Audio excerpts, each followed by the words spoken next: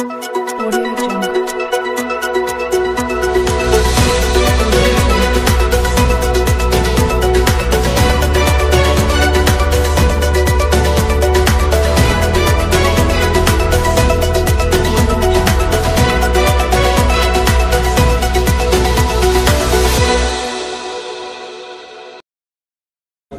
परिषद सुरू होत आहे. सगळ्यांना विनंती आहे, पत्रकार बंधू भगिनी व्यतिरिक्त ज्यांना निरोप आहे त्यांनी थांबावं.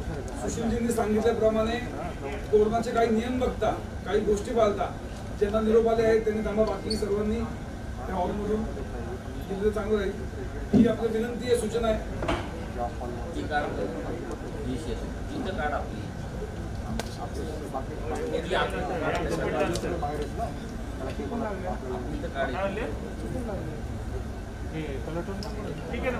नाही ना तर जसं मिळेल तसं घे तू, जसं मिळेल तसं घे. पूर्ण जर डाऊन असेल ना तर मी बंद करतो. जर असेल 1000 करत असेल ना मग राहू दे. आणि इनपुटला सांगून ठेवलं.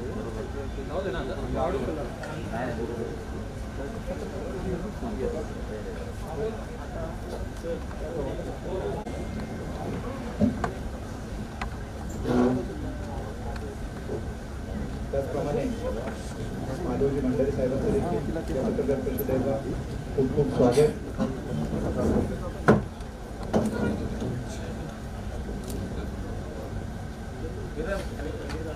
आजच्या पत्रकार परिषदेला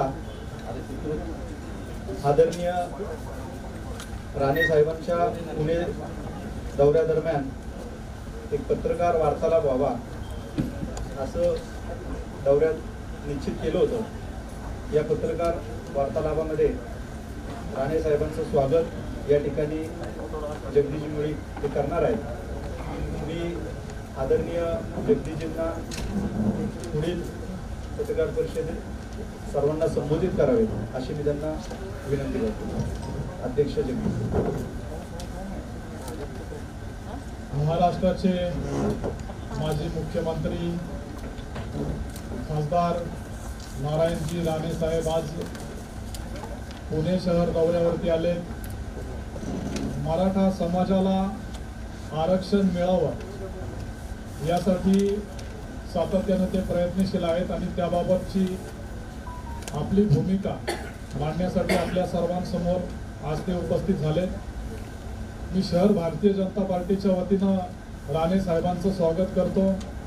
या पत्रकार परिषदेला भारतीय जनता पार्टीचे उपाध्यक्ष माधवजी भंडारी हे उपस्थित आहेत. शहराचे महापौर मुरलीधरजी मोहोळ उपस्थित आहेत. स्थायी समिती चेअरमन हेमंतजी रासने हे उपस्थित आहेत. तसेच सरचिटणीस दीपकजी पोटे, दत्ता खाडीदादा, दीपकजी पोटे, गणेश घोष, राजेश शेरपुरे, नागपुरे आणि संदीप लोणकर हे उपस्थित आहेत. सर्वांचं धीरजजी घाटे उपस्थित आहेत. सर्वांचं मी स्वागत करतो.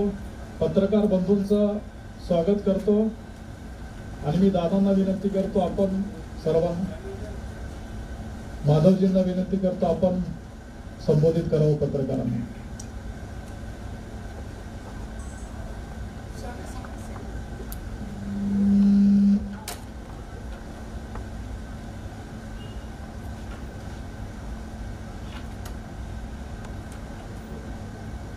सन्माननीय खासदार राणेसाहेब, शहर भाजपाचे अध्यक्ष जगदीशजी मुळी, सन्माननीय महापौर मुरलीधरजी मोहोळ आणि मंचावर उपस्थित सर्व भाजपाचे पदाधिकारी, नगरसेवक आणि पत्रकार मित्र, आज या पत्रकार परिषदेच्या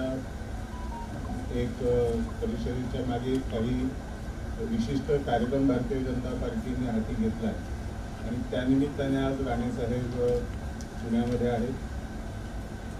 महाराष्ट्रामध्ये मराठा आरक्षणाच्या निमित्ताने जे राजकारण चालू आहे आणि मराठा समाजामध्ये गैरसमज पसरवणं आणि मराठा समाजाच्या आरक्षणाबद्दल समाजाच्या अन्य वर्गांमध्ये गैरसमज निर्माण करणं असं दुहेरी पद्धतीचं राजकारण चालू आहे. त्या राजकारणाबद्दल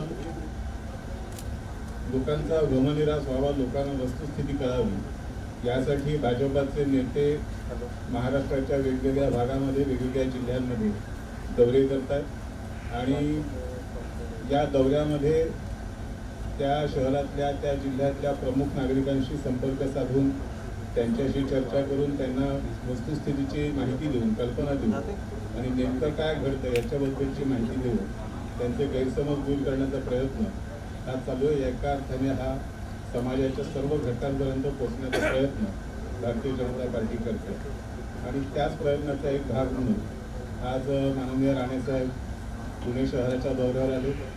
काही दिवसापूर्वी त्यांनी ठाणे जिल्ह्याचा असाच दौरा केला होता. आज पुण्याचा दौरा ते करतायत. या ठिकाणी पत्रकार परिषदेत आपल्याशी संवाद केल्यानंतर त्यांच्या ज्या ठरलेल्या भेटीगाठी त्या ते करतील. मी राणेसाहेबांना विनंती करतो की त्यांनी आपल्या संवादाला प्रारंभ केला.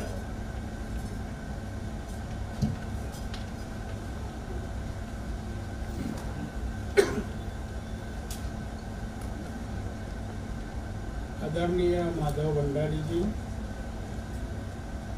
आदरणीय जगदीश मुळीक, आदरणीय मुरलीधर मोहोळ, या ठिकाणी उपस्थित असलेले पुणे भारतीय जनता पक्षाचे सर्व पदाधिकारी,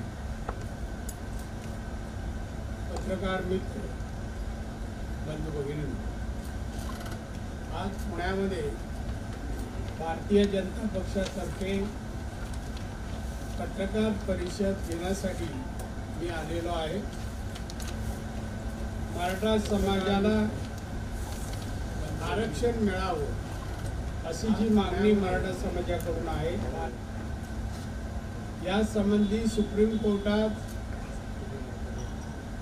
दावा दाखल होता आणि तो रद्द करण्यात आला, आरक्षण नाकारण्यात आलं आणि त्यानंतर भारतीय जनता पक्षाने नेत्यांनी हे आरक्षण मराठा समाजाला का मिळावं, सन्माननीय देवेंद्र फडणवीस मुख्यमंत्री असताना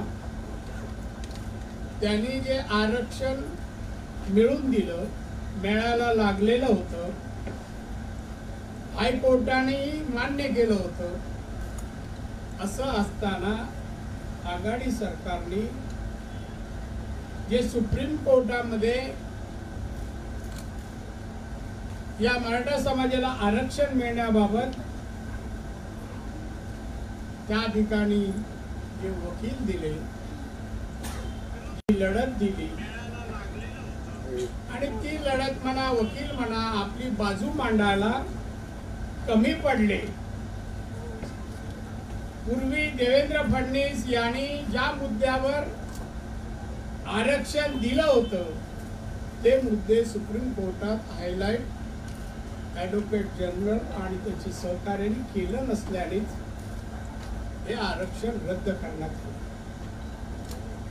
थोडक्यात सांगायचं म्हणजे मराठ्यांना आरक्षण मिळालं नाही, याचं कारण हे आघाडी सरकार आहे, काँग्रेस, राष्ट्रवादी आणि शिवसेना. मुळातच त्यांच्या नेत्यांना म्हणजे शिवसेनेच्या मुख्यमंत्र्यांना उद्धव ठाकरेंना मराठ्यांना आरक्षण द्यायचं नाहीये.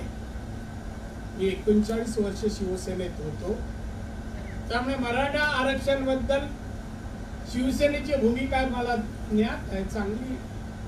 म्हणजे त्यांना काय हवं आहे शिवसेने नेत्यांना ते मला चांगलं माहित आहे आणि त्यांचा पाठिंबा आरक्षणाला नव्हता. आणि म्हणून आता मुख्यमंत्री असतानाही त्यांनी तज्ञ लोकांना घेऊन योग्य प्रस्ताव सुप्रीम कोर्टाकडे पाठवला पाहिजे होता. ज्या मुद्द्यावर पूर्वी आरक्षण हायकोर्टाने मान्य केलं तेच मुद्दे हायलाइट, म्हणजे जो सर्वे केला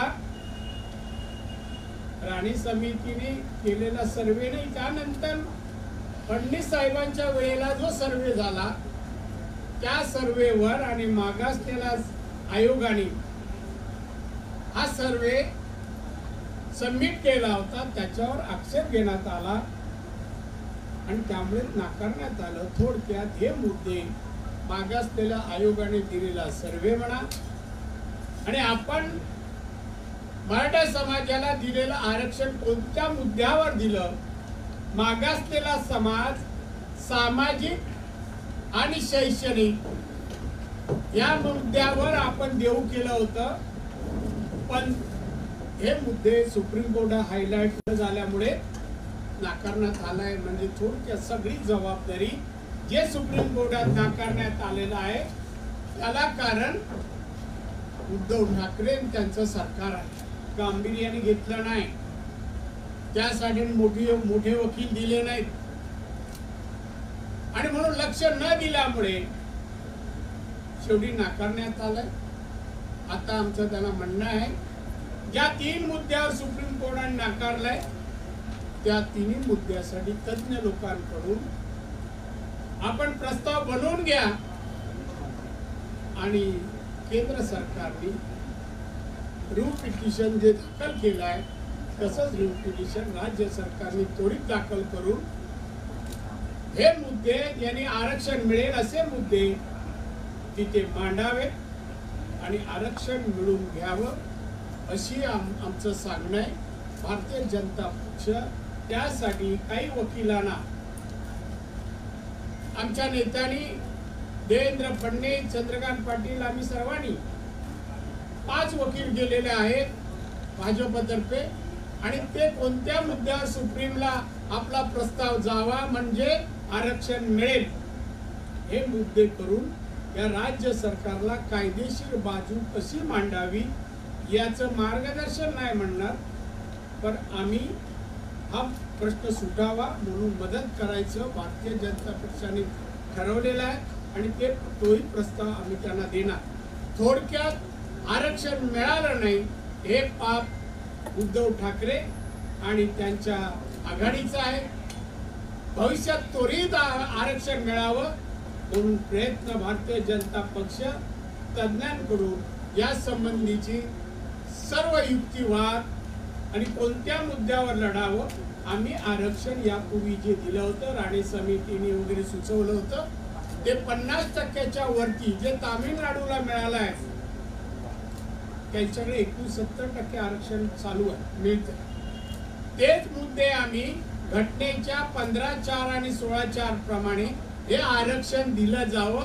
15(4) आणि 16(4) असं म्हणतो की मागासलेला समाज जो आहे, सामाजिक, शैक्षणिक, आर्थिक मागासलेपणा आहे, त्याचा सर्वे करून मागासलेल्या आयोगाने हा सर्वे योग्य अशी मान्यता दिल्यास राज्य सरकारला आरक्षण देण्यास काही हरकत नाही. हा अधिकार राज्य सरकारचा आहे. हे 15(4) आणि 16(4) सांगतो. याच घटनेच्या कलमाप्रमाणे आम्ही आरक्षण दिलं, जे तामिळनाडू आणि अनेक राज्यांनी याच मुद्द्यावर दिलेलं आहे. आज अनेक राज्यात आरक्षण सुरू आहे, मग आमचंच रद्द का? अनेक राज्यात चालू आहे, 50 पेक्षा जास्त, 12च्या पेक्षा राज्य आहेत की ज्यांना आरक्षण चालू आहे, मग आमचंच रद्द का झालं? आणि म्हणून हे प्रश्न, हे मुद्दे सुप्रीम कोर्टात मांडले जावे यासाठी आम्ही भारतीय जनता पक्षातर्फे आम्ही त्यांना सरकारला मदत करण्यासाठी म्हणून आम्ही आमच्या तज्ञांकडून जी माहिती मिळेल ती आम्ही सरकारला देणार.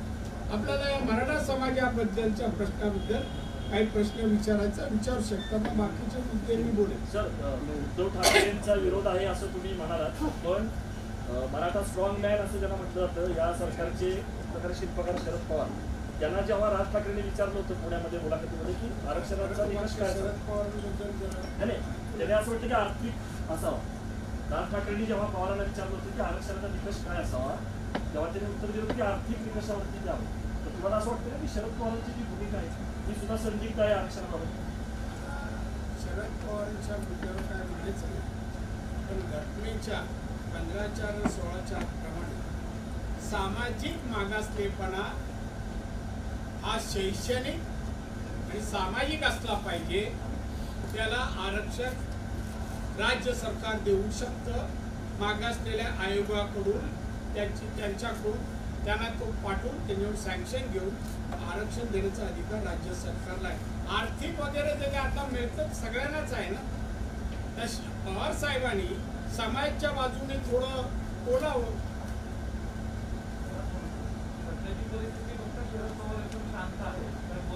तब्येतीमुळे बोलत नव्हतं म्हणून मी सांगितलं आता बोलावं असं त्यांनी सांगितलं. बाजूने मराठा समाजाच्या बाजूने आता त्यांनी बोलावं असं मला वाटतं. तुम्ही या समितीचे अध्यक्ष असताना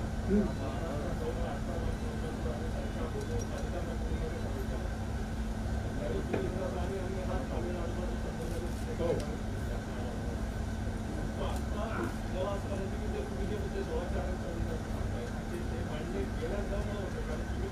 ते मान्य केलं. ते 12व्या घटना दुरुस्तीच्या वेळेलाही त्यांनी सांगितलं आम्ही राज्य सरकारचा अधिकार काढून घेत नाही.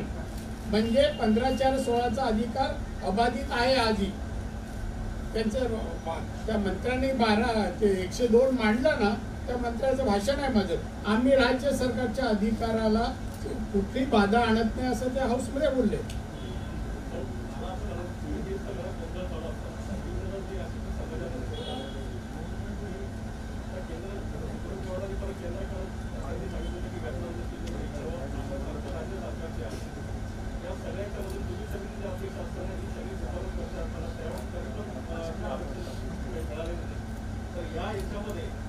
मिळालं नाही. मी हायकोर्टाने मान्य केलं. आमचं मी जो प्रस्ताव तयार केला तोच प्रस्ताव फडणवीस साहेबांनी मान्य केला आणि तोच पाठवला हायकोर्टात.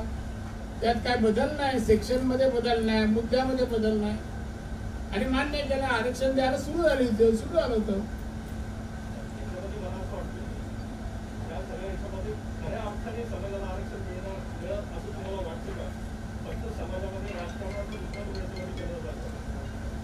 मिळेल मला विश्वास आहे.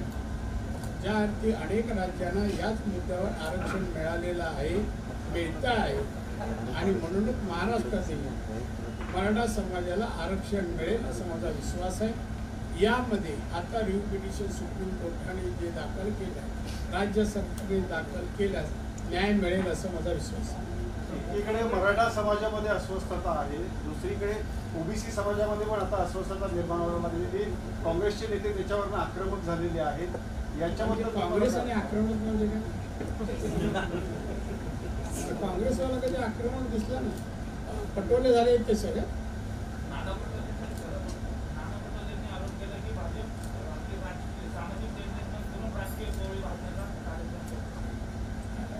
पटोले म्हणून अजून वेळ आहे, जरा अभ्यास करा. अध्यक्ष काँग्रेसचे मागे आणलंय त्यांचं सकाळी येणार त्या मुद्द्यावर. हे PM ना आमच्या बोललेत ना, फार लांब आहे PMDA वर बोलायला. मला ते बोलणार आहे त्याच्यावर. मी आणलंय त्यांच्या फोटोसह. मी बोलणार, त्यांना सोडणार नाही मी. सर तुम्ही म्हणता भाजप म्हणतं की राज्यानेच द्यावं, पण राज्य सरकारने मुख्यमंत्री म्हणतात की केंद्राने द्यावं. आम्ही सगळे केंद्राकडे मुख्यमंत्र्यांना अभ्यास कुठे आहे? प्रत्येक वेळ केंद्राने द्यावं केलं. अरे वाच, CS कडून कोणाकडे ब्रिफिंग घे, माहिती घ्या. आणि कलम पण सांगतात, त्या कलमात बघा ना राज्य सरकारला अधिकार आहे की नाही. बरं आता 102 वर स्पष्टीकरण करताना सांगितलंय. आता जेवढी माहिती जे तज्ञ बोलतायत ना, राज्य सरकारला अधिकार आहे. केंद्र याने करायचं नाव सीधा एक प्रस्ताव वाचू शकत नाही. घटना दुरुस्तीचा प्रस्ताव मुख्यमंत्री वाचायला वेळ नाही मातोश्री बसून.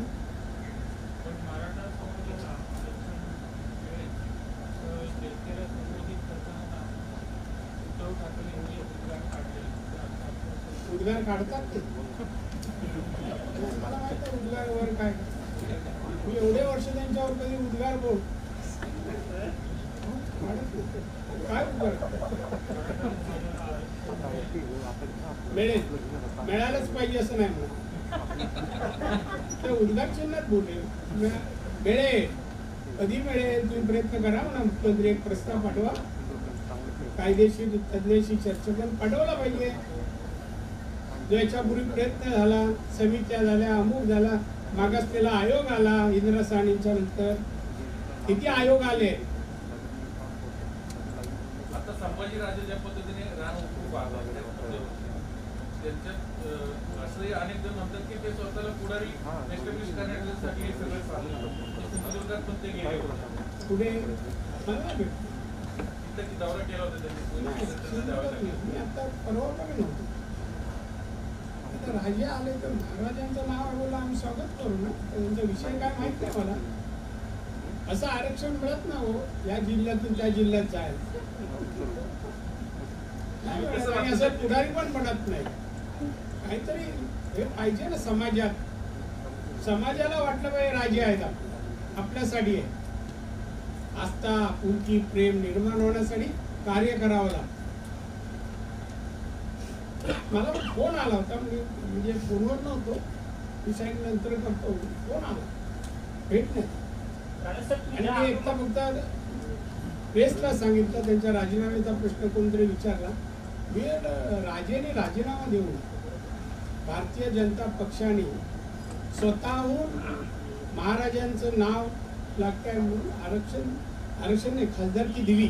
त्याला संपत असताना राजीनामा देऊन या आक्रमकतेनं उद्धव ठाकरेंना आरक्षणासाठी जबाबदार धरताय काय? सॉरी, आरक्षणासाठी तुम्ही ज्या आक्रमकतेनं उद्धव ठाकरेंवर टीका करताय. उद्धव ठाकरे आता मुख्यमंत्री आहेत. शरद पवार या सरकारचे संकटमोचक म्हणून आहेत. कित्येक वर्ष ते मुख्यमंत्री होते. 4 वेळा होते. त्यांना काहीतरी दोषी धरता की नाही? मराठ्यांचं नुकसान त्याच्याबद्दल असं वाटतं की नाही तुम्हाला? हो, मी सांगतो ना, 4 वेळा मुख्यमंत्री होते. हा विषय आलाच नाही.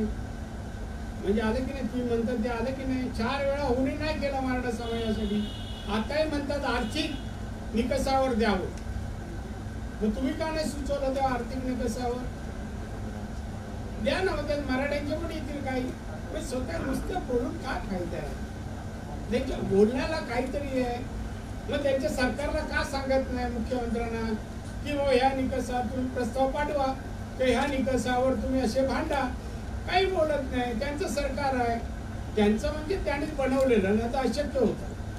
उद्धव ठाकरे आयुष्यात मुख्यमंत्री होणार नाही.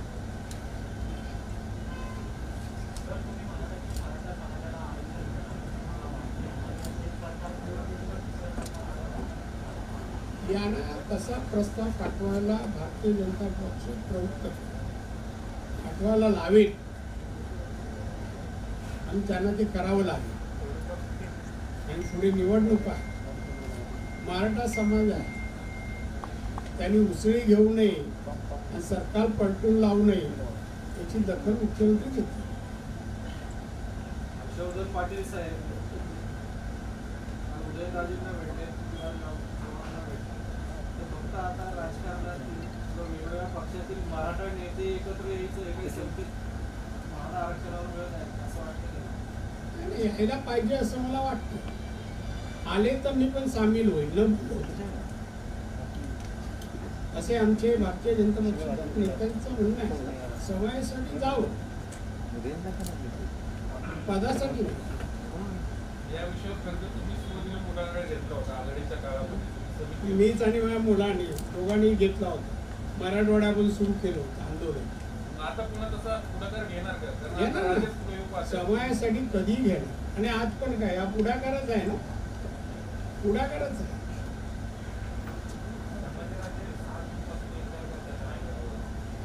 रायगडावर काय करणार? रायगडावर कोण राहतो? किती माणसं? आंदोलन पाहणार कोण? जनमानसाचं आंदोलन होतो. अहो, लोक जर आपल्याला साथ करायला पाहिजे, पेटून उठायला पाहिजे, तर लोकांमध्ये आंदोलन करायला पाहिजे. आता रायगडावर गेलं तर महाराज नाहीत ना तिथे. आता ऐकायला बघायला आलेल्यांचं राजेंचं कौतुक करायला नाही महाराज. भाजपमध्ये आणि संभाजीराजेंमध्ये काही ठिणगी पडले का तुमच्या वर्गावरून आपल्याला वाटतं? भाजप ठिणग्या बुजून टाकतं, पण ठिणगी वगैरे नाही आमचं. त्यांच्या मनात ठिणगी पुढे निर्माण झाली का मला माहित. संभाजीराजेंच्या नेतृत्वाची ढग दिसत नाही. काही दिसत नाही. आक्रमक होईल आंदोलन, ती काही धमक नाही मला दिसत नाही. असं काय वातावरण करण्यात जे गट्स आणि हे लागतं ना, ते काय दिसत नाही. पेटवायला पण एक वेगळं हे लागतं. धक म्हणजे पेटवणं, वातावरण पेटवणं. संभाजीराजे नवीन पक्ष काढण्याचं देखील काढू दे. पक्ष काढण्यासाठी ते असेल कदाचित रायगडवर जाणं, तिथे स्थापना होईल.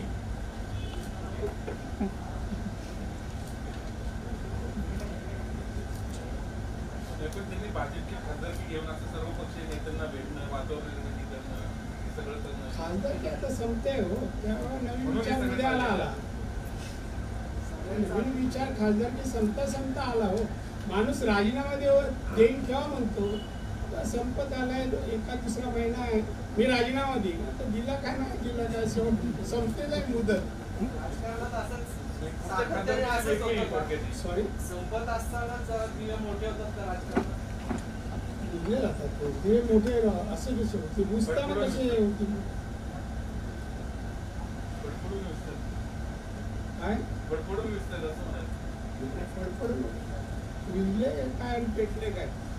काही लोकांची दखल लोक घेतच नाही, समाज पण नाही. पण एकूण आता पुढच्या काळामध्ये जसा मराठा आरक्षणाचा विषय आहे तसा ओबीसीचा जो मुद्दा आधी मांडला होता, कोणाचा सॉरी ओबीसी संदर्भातला म्हणजे एक तर स्थानिक स्वराज्य संस्थांमधलं आरक्षण त्याच्यावरती गदा आली आणि दुसऱ्या बाजूला पदोन्नतीतलं आरक्षण त्याच्यावरती गदा आली आणि तिकडनं देखील आता एक संघर्ष किंवा एक प्रकारचा आंदोलन संदर्भात आला. मी म्हणालो ओबीसीला पण आरक्षण द्यावं या सरकार. प्रश्न निर्माण करणे संपवावे, एक एक प्रश्न संपवावे. आणि जर तुम्ही कायम सरकारला एक डेडलाईन दिला, आता सरकार पडेल नंतर पडेल, आता काही नवीन डेडलाईन आहे पण तुम्हाला डेडलाईनची हेडलाईन करायची आहे. म्हणजे मगाशी बोललेलं सगळं जाईल, एवढंच येणार. आता तुमच्या प्रदेशाध्यक्ष आता अलीकडे बोलले की अजित पवार झोपेत असताना हे सरकार पडेल का? साहेब सॉरी, मी ऐकलं नाही, परत एकदा. प्रदेशाध्यक्ष भाजपाचे बोलले आता अलीकडे की अजित पवार झोपेत असताना हे सरकार पडेल राज्य. तर या मताशी तुम्ही सहमत आहात का? अध्यक्ष त्यांना माहिती अधिक असते, ते जाणकार आहे आणि पुण्याचे आमदार असल्यामुळे इथून बातम्या पुण्याहून जास्त निर्माण होतात राजकीय, आणि म्हणून त्यांनी जे भाकीत सांगितलंय त्यात काय तथ्य असू शकतं.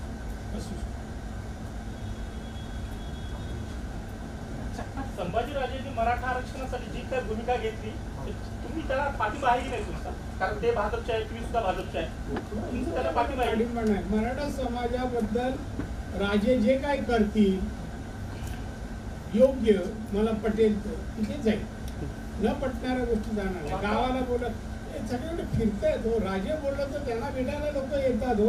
मग आता ते हे अयोग्य करतात का? प्रत्येक जिल्ह्यात जाऊन भेटतात सगळ्यांना. असं भेटण्याने काहीच होणार नाही. रहितेचे राजे असतात तर रहिता येते ना राजांकडे. रहिता कुठे दिसत ना आजूबाजूला पण, ते फिरताना गाडीत वगैरे रहिता नाही दिसत हो. बोला. एकूण जर आरक्षणाचा विषय थोडा राहिला तर एकूण कोरोनाची परिस्थिती जी राज्यात आणि देशाने अनुभवली, म्हणजे कुठे अगदी केंद्रावरती विश्वास ठेवावा असंही लोकांच्या मनामध्ये फार नाही.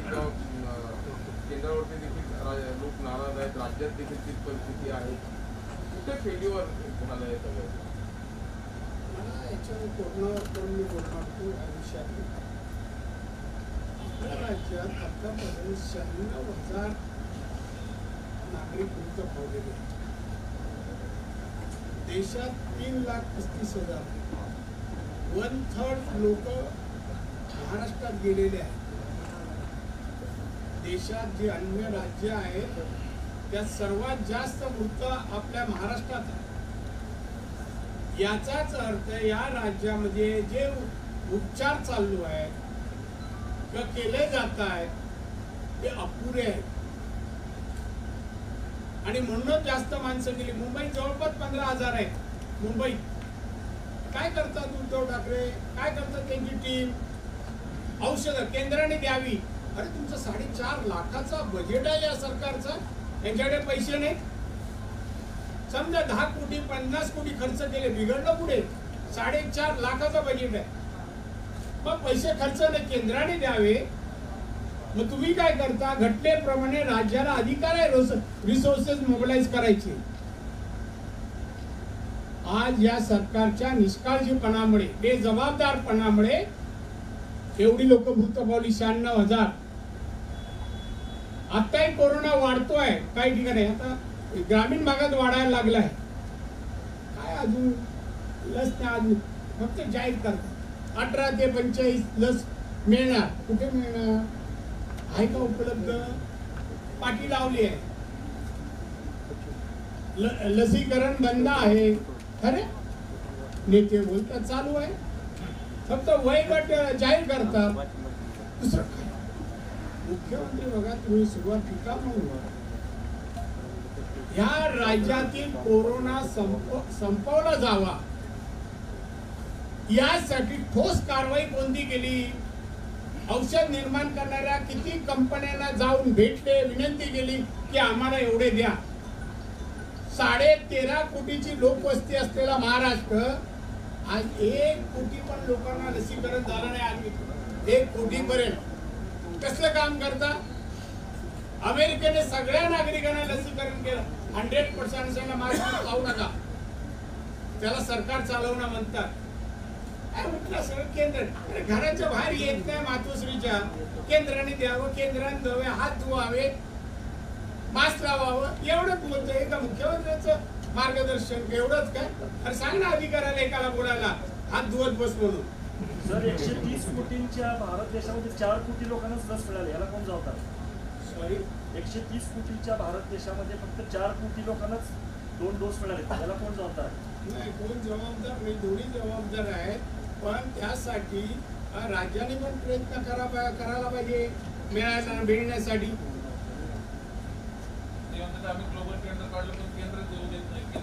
मी सांगू का टेंडरचा? जर आपण सरळ बसा आपण टेंडर काढलं,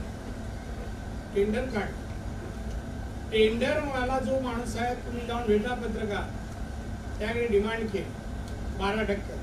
तो मला परवडत. टेंडर फेटाळलं, टेंडर काढलं होतं, टेंडरवाल्याशी जमलं नाही. अहो कोरोना आलाय आणि वाढतोय, याचा फायदा मुख्यमंत्री कार्यालयाच आहे म्हणून कोरोना संपत नाहीये, हे कारण आहे. औषधामध्ये झालेले भ्रष्टाचार काढा बाहेर. औषधामध्ये कोरोनाच्या त्यांनी जेवढी खरेदी वाढेल तेवढा फायदा आहे असं म्हणत नाही. देवाला प्रार्थना नाही करत कोरोना संपू दे, आमचा एकही नागरिक जाता कामा नये. हा निर्धार अजिबात करत नाहीये. चीड येण्यासारखे चाललंय सरकारमध्ये. तुम्ही मला राणे साहेब आरोप करतात. मुख्यमंत्री ते आहेत. मुख्यमंत्री टीका नाही करणार, जबाबदार कोण आहे? केंद्राची जबाबदारी नाही, राज्य सरकारची आहे. हो काय केंद्राची म्हणजे देशात सांभाळणं हे मोदींची जबाबदारी आहे, नाकारत नाही. पण राज्य पद्धत जी आहे, प्रत्येक राज्याला अधिकार दिले आहे, त्याला लसीकरण जे मिळेल ते देणं यांचं काम आहे. केंद्राने पण हे पण खरेदी करू शकतात ना, याला करू नको कोणी सांगितलं. केंद्राकडे जो कोटा येईल तो कोटा वाटेल केंद्र. पण वेगळी हे लस मागवणं हे ना जमत नाही का? बरं पुन्हा कोणाच्या अंडर, कुठल्या राज्याच्या अंडर आहे? मग पुण्याचाच मी काढतो ना. अहो पुणा तर महाराष्ट्रात आहे ना. उद्धव ठाकरेंना मातोश्रीतून पुण्याला मालकाला भेटायला काय झालं?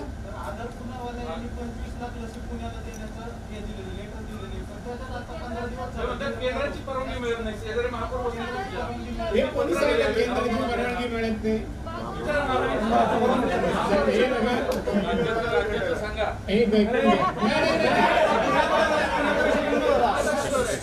राज्याचं ना केंद्राचं असेल ना, मी कन्फर्म करतो. तुम्ही विचार का खरंच तुम्ही परवानगी द्या. असं होत नाही. लस येऊन पडली आहे आणि डिस्ट्रीब्यूट होत नाही असं होणार नाही. तरी मी हे करतो. आता नुसतं अलिगेशन एक दुसऱ्यावर कर. पण मी म्हणतो तुम्ही राज्य चालवता का मागत बसताय? कुवत नाही का तुमची? सर तुम्ही असं म्हणाले की आदर पुनावाला भेटलं पाहिजे, पण ज्या दिवशी अमित शहानी गृहमंत्र्यांनी त्यांना वाय सुरक्षा दिली त्याच्या दुसऱ्या दिवशीच ते ग्रेट ब्रिटनला गेले आणि अजून आलेच नाही. आता याला कोण जबाबदार? महिनाभर धमकी दिली असेल काय साहेब? तुम्हाला कोरोनाच्या पार्श्वभूमीवर देश पातळीवर आपण नेतृत्व करताय. कुठल्या राज्याने खरंच कोरोनाचं चांगलं मॅनेजमेंट केलं आणि लसीकरण उत्तम केलं असं तुमच्या दृष्टिकोनात आलेलं राज्य? नाही, मला केरळ वगैरे राज्याने चांगलं नियोजन. गुजरात, युके वगैरे कुठे? गुजरात नंतर आहे. केरळ हे पहिल्यापासून प्रत्येक याच्यात ते आघाडीवर असतात आणि छोटं पण राज्य आहे. आपल्याकडे एक 1/3 मृत्यू हे कोरोनाने महाराष्ट्रात झाले असं तुम्ही म्हणता देशाच्या तुलनेमध्ये. पण राज्यात अशी तर परिस्थिती निर्माण झाली नाही ना की मृतदेह गंगेत फेकावे लागले. असं तर वाचलं गंगेत फेकले गेले मग ते काही खाडीत टाकण्यात परिस्थिती उद्भवली आले. नाही. आणि सरकारचे अधिकारी पण काय कमी दाखवत आहेत आकडेवारी. आगामी अधिवेशनात आपण देश पातळीवर हेच कोरोनाबद्दल बोलावं अशी आमची महाराष्ट्र तुमची अपेक्षा असेल तर बोलणारच.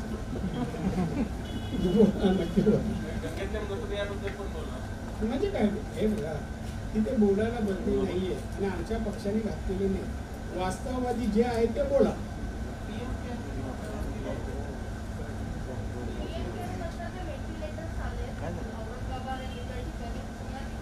तुम्ही बोलतो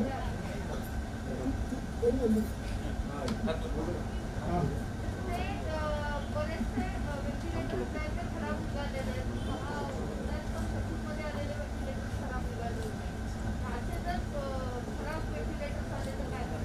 काय करायचं ते दुरुस्त करून तर परत ते नाही हे बघा आमच्या जिल्ह्यात पण आले नाही एक सांगतो लॉट आल्यानंतर त्यात बाबा 2000 मध्ये एकाच दुसरं जर असं नादुरुस्त त्यात काय मध्ये कोणाची चुकी बरोबर पण ते लगेच रिप्लेस करून मिळतात ना. करून मिळतात रिप्लेस पण करून मिळतात त्याचं काय हे नाही. आता एवढा हजारो आणि लाखोनी तयार झाले तर कुठेतरी होणार. त्यामध्ये काय कोणचा प्लॅन असं काय नाहीये.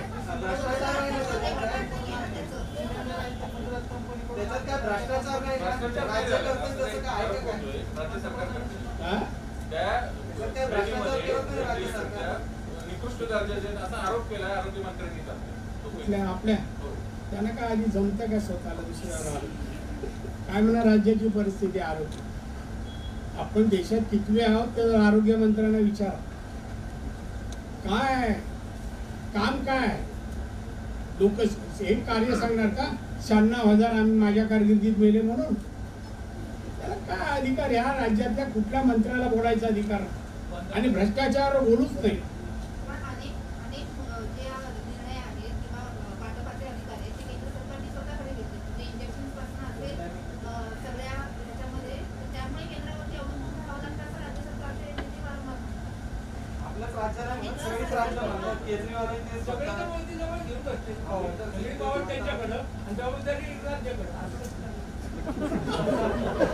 तुम्हाला राज्य आणि केंद्राचे अधिकार ज्ञात करून द्या.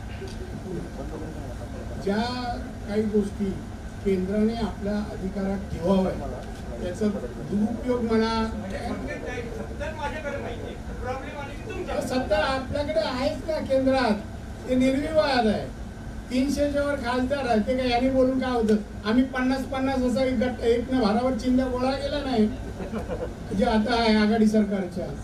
आणि म्हणून आम्ही आधी कुठली जबाबदारी नाकारत नाही. कुठली जबाबदारी नाकारत नाही.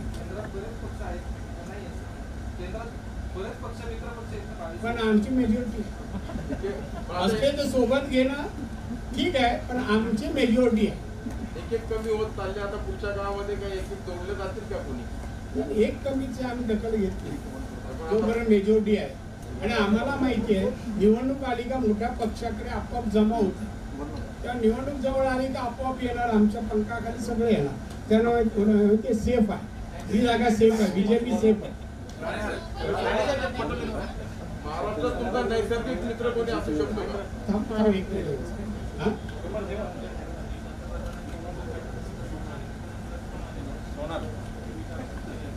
नाही कशासाठी एक अभिनंदन केलं.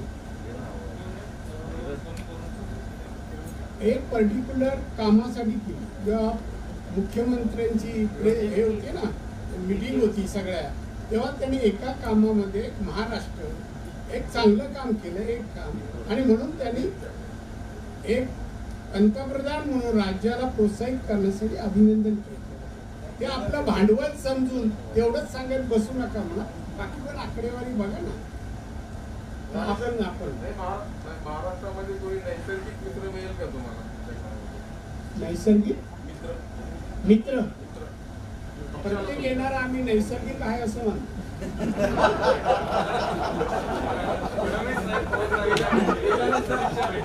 गेल्यानंतर काय म्हणतात गेल्यानंतर आणि सोडून गेल्यानंतर काय म्हणतात योगा आहे असा योगायोग आपल्या वाटेला किती वेळा आलाय? असा योगायोग अहो, मी योगायोगाची वाटच पाहत नाही असं राजकारण तेव्हा पाहतो.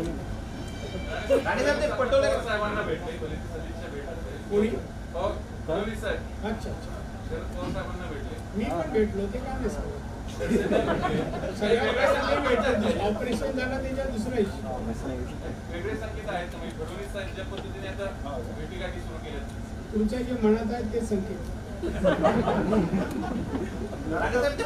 महागाई वाढतीये पेट्रोलचे दर पुन्हा एकदा 100 पार केले काय वाटतं म्हणजे महागाई तुमचा मुद्दा बरोबर आहे. पेट्रोल आणि डिझेल दर वाढत असल्यामुळे महागाई आकाशाला भिडते. वस्तुस्थिती आहे त्याला जागतिक पातळीवर काही कारणं आहेत पेट्रोल डिझेल वाढण्याचं. आम्ही विरोधी पक्ष महाराष्ट्रातला म्हणजे आमचा पक्ष या संबंधी आम्ही केंद्रीय अर्थमंत्र्यांना पंतप्रधानांना सांगतो. निवडणुकीच्या काळात मात्र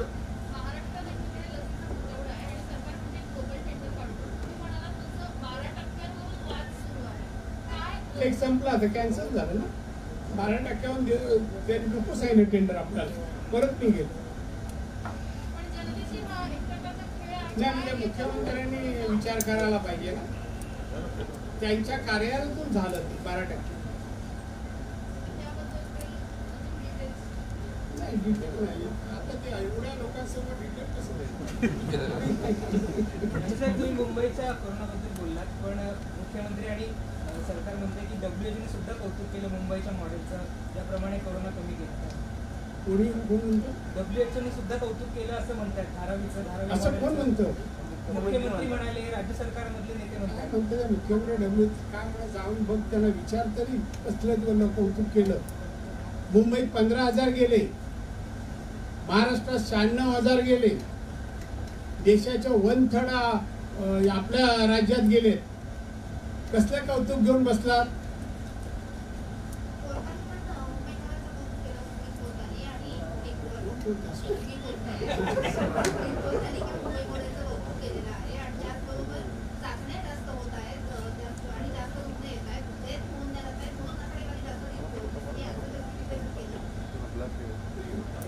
मुंबईची लोकवस्ती दुसऱ्या शहरापेक्षा जास्त आहे तर त्यानंतर मला वाटतं आपलीच आहे. तर त्या प्रमाणामध्ये चाचण्या अधिक व्हायला पाहिजे लोकसंख्येच्या मानाने. आणि आपल्याकडे महाराष्ट्रात 13.5 कोटी लोकवस्ती आहे. चाचण्या 1 कोटीच्या जवळपास झाले. 1 कोटी पण पूर्ण नाही केले अजून. अमेरिकेतून एक्झाम पाहते त्यानंतर सगळ्या जनतेची चाचणी केली. करा युद्धपातळीवर तुम्हाला काय कमी नाही काय खर्च येईल येऊ दे ना. एवढा मोठा बजेट आहे रिसोर्सेस आहे मुंबई.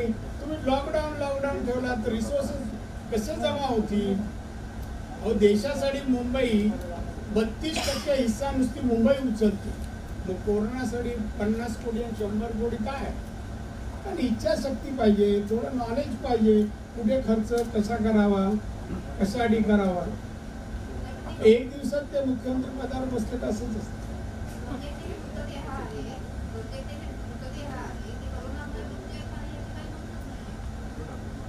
दोन आता मिळाले शेवटी मृतदेह जे बाहेर काढले ते त्याच्या आकडेवर येणार नाही. आता जे कुठे गेले असतील मिळाले नसतील ती गोष्ट आपण ती चौकशी तर व्हायला पाहिजे आणि होणार चौकशी.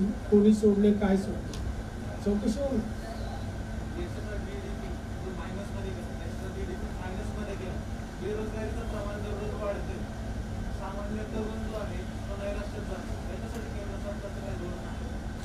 केंद्र सरकार किती धोरण आणि केंद्र सरकार आमचं PM तर मोदी साहेब वारंवार सांगतो तुम्ही लॉकडाऊन सारखं लावत राहू नका. हे बघा काही देशांनी जगातल्या लॉकडाऊन लावलाच माणसं मेल्यास थोडी बात येते पण त्यांनी लॉकडाऊन न आपली अर्थव्यवस्था सांभाळली. इंडस्ट्री चालू ठेवली. आपण इंडस्ट्री बंद केली दुकानं बंद केली बेकारी आपण वाढवली. आर्थिक तोटा या राज्याचा फार मोठा होणार. आधी तोट्यात होतो 80,000 कोटीपेक्षा जास्त तोट्यात होतो.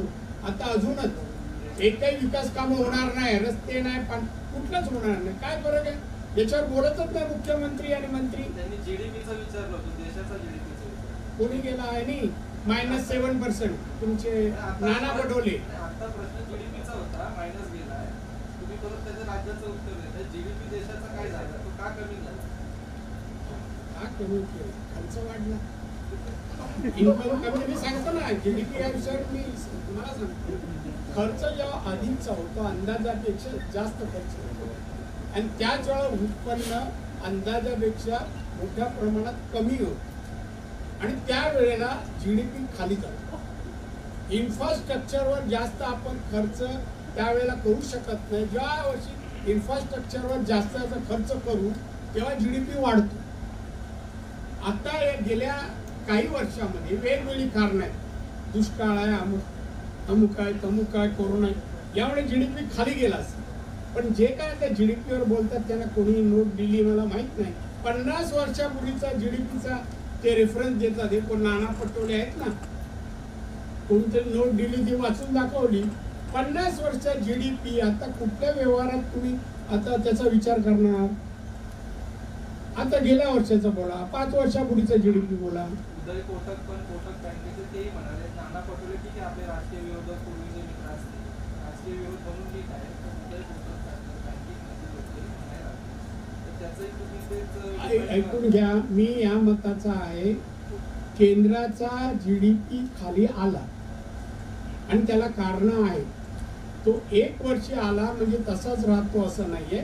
पुढच्या वर्षी जीडीपी वाढवण्यासाठी तशी आर्थिक प्रोव्हिजन अर्थमंत्री करतील केंद्राची, दुमत आहे नाही.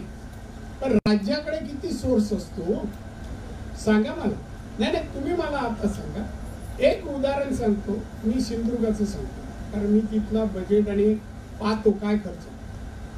आम्हाला 140 कोटी मंजूर केले, 29 कोटी आले. 140 कोटी ज्या जिल्ह्याला मिळायचे 29 कोटी. काय काय कामं होणार, रस्ते, पाणी, वीज, शाळा, या सगळ्याला 29 कोटी. गेल्या वर्षीच्या वादळाला मुख्यमंत्री बोले सिंधुदुर्गाला 25 कोटी आले. 49 लाख फक्त 49 लाख. याला बजेट म्हणतात? याला मुख्यमंत्री मुख्य शब्दाला किंमत पाहिजे, बोलला तेवढी रक्कम यायला पाहिजे. एक तर अज्ञान बजेटचा आणि एक तर रिसोर्सेस मोबिलाइज करायची यांची कुवत नाही. चला मी माझ्या मुद्द्यावर येतो.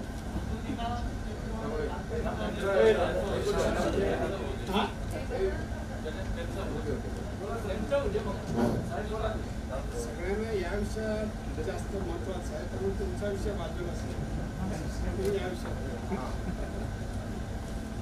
आज सकाळ संध्याकाळ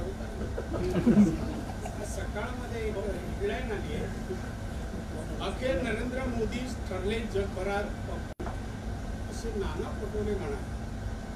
त्यामध्ये देशातील समस्या तोडगा काढण्याऐवजी जगासमोर रडून स्वतःचे अपयश लपवणे पंतप्रधान नरेंद्र मोदी हे त्यांच्या बनावटी अश्रूंमुळे जगभरात पक्षू ठरलेले आहेत. हे वाक्य मला कळलं नाही, काय त्याचा अर्थ लागत नाही.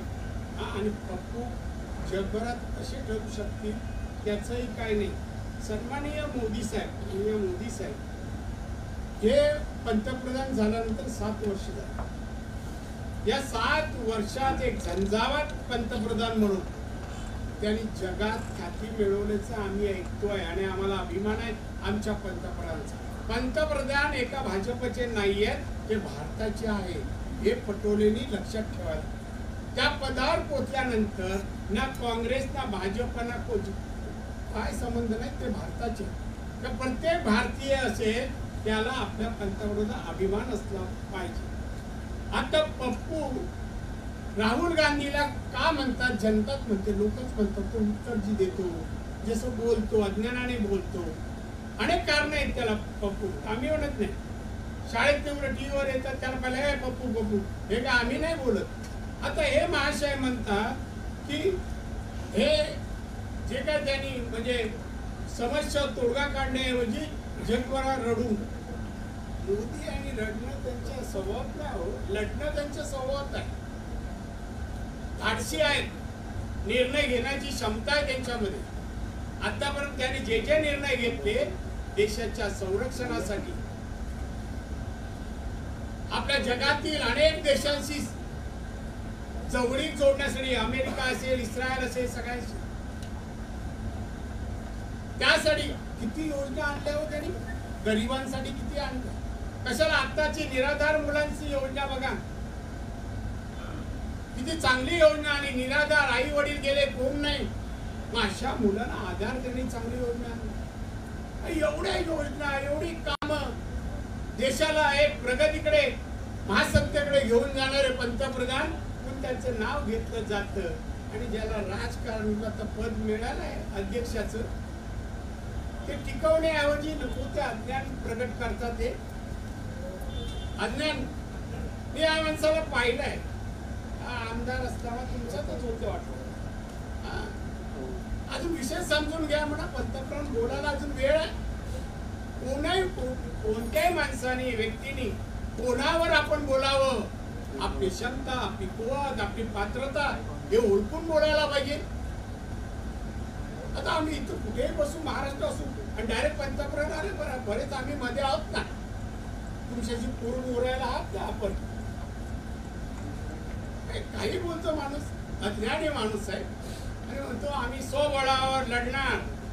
लढणार का रडणार मला माहित नाही, लढणार असा काय होणार. अधोगतीकडे आवडत चाललाय पक्ष त्यांचा, दुसरे पक्ष बीजेपी वाढत चाललाय, हे आवडत चाललंय. तर नेतृत्व कोण देशाला, ते म्हणतात त्यांना पद मिळालंय आता म्हणून सोनिया गांधी दिलं. सोनिया गांधी राहुलच देशाला नेतृत्व देऊ शकतात. का पडले, मनमोहन सिंग पंतप्रधान असताना का गेले पदावरून. कोण नेतृत्व देशाला काँग्रेसमध्ये, नेतृत्वहीन काँग्रेस पक्ष आहे, शब्दाने आवडत चालले. आता त्यांचे मला 54 काय 56 आहे, 54 आहे. सत्तेला 145 महाराष्ट्रातला, तिथे तर विचारू नका. काही बोलतो माणूस. आणि आमच्या सकाळ पूर्वी मी असं थोडी लहानपणापासून वृत्तपत्र वाचायची सवय आहे, तेव्हा बातम्या यायच्या ना, असं कोणी म्हटलं असं असं आहे, म्हणजे तो पत्रकार खाली टीप लिहायचा. अमुक अमुक याने असं म्हटलेलं असलं तरी वस्तू तशी नाहीये, अमुक अमुक यांनी असं असं त्यांची माहिती आहे, लगेच टीप यायची. आता टीप येत नाही, खाली त्यांना हेडलाईन मारतात. काय क्षमतेचा नेता पंतप्रधान बोलतो हे तरी सकाळकर जाणतील अशी मी विनंती करतो.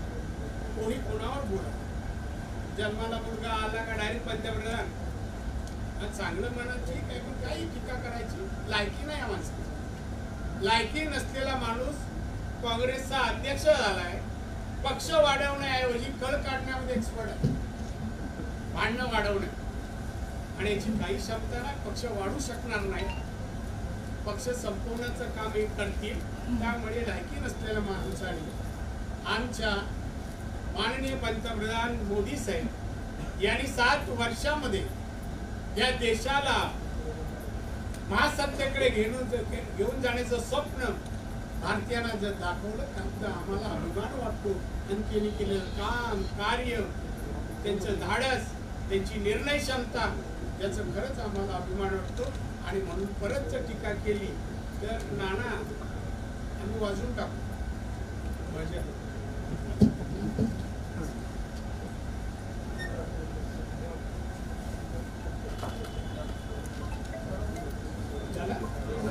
आपल्या सर्वांचा ऋणी आहे, आभारी आहे.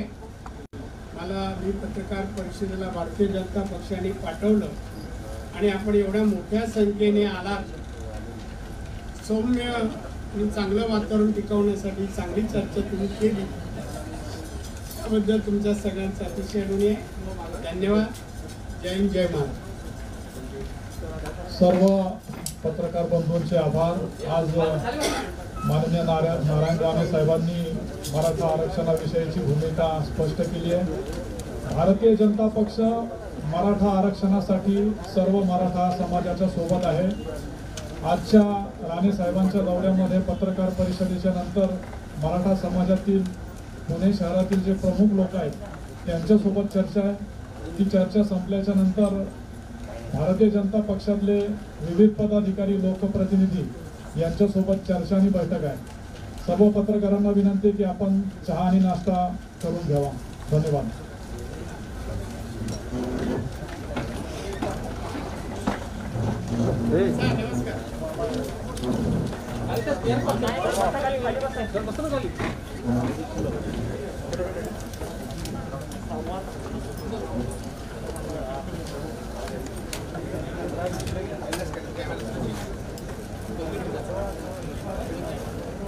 पुष्कर